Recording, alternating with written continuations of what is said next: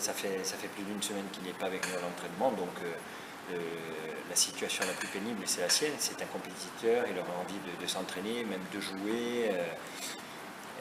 Après, voilà, il faut peser le pour et le contre. Moi, je ne suis pas contre le fait qu'il vienne à l'entraînement avec nous et qu'il arrive à se maintenir en forme. Éventuellement qu'il puisse même jouer.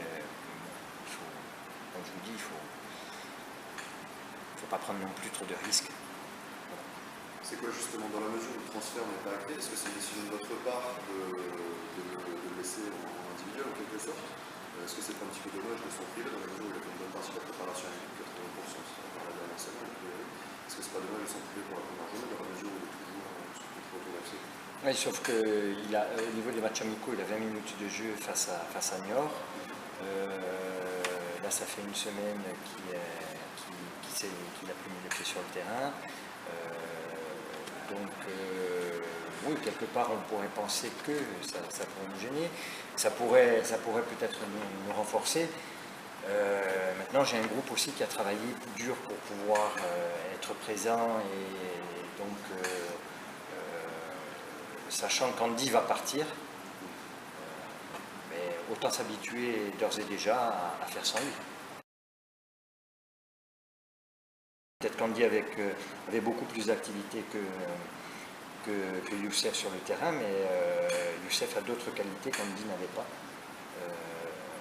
Qualité de passe, qualité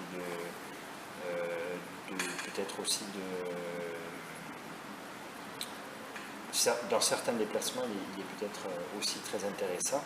Voilà, c'est deux profils différents, mais avec pas mal de qualités les uns les autres. Il ne faut pas oublier que Youssef a mis quand même pas mal de buts la saison dernière, sans avoir fait la totalité des matchs. Il a été aussi passeur, donc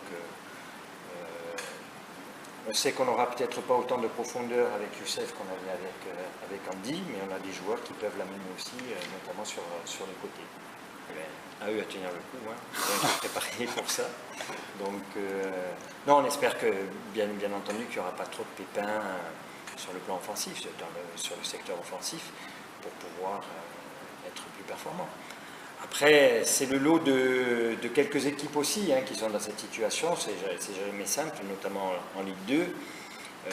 Laval, qu'on a rencontré en amical, a ce souci avec Bekamenga. Ils ne savent pas s'il reste, s'il s'en va. Donc ça leur pose aussi pas mal de problèmes. Le tout, c'est d'arriver à s'adapter le mieux possible à la situation.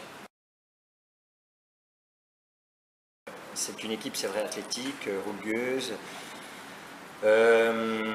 si je me trompe, qu'est-ce qu'on avait fait l'année dernière à Vallée-du-Cher? On a perdu aussi.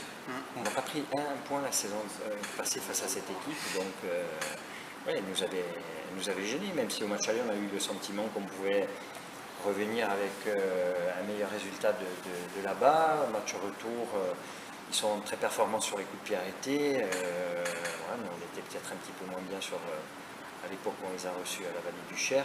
Quoi qu'il en soit, le bilan est là, 0 point face à eux la saison prochaine. J'espère qu'on fera mieux cette année. Saison dernière. Saison dernière, oui, pardon.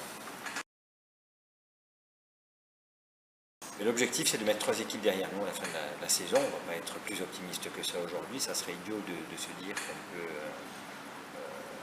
viser plus haut ou accomplir la même saison que la saison passée. On part avec un handicap, mais bon, c'est pas insurmontable pour moi.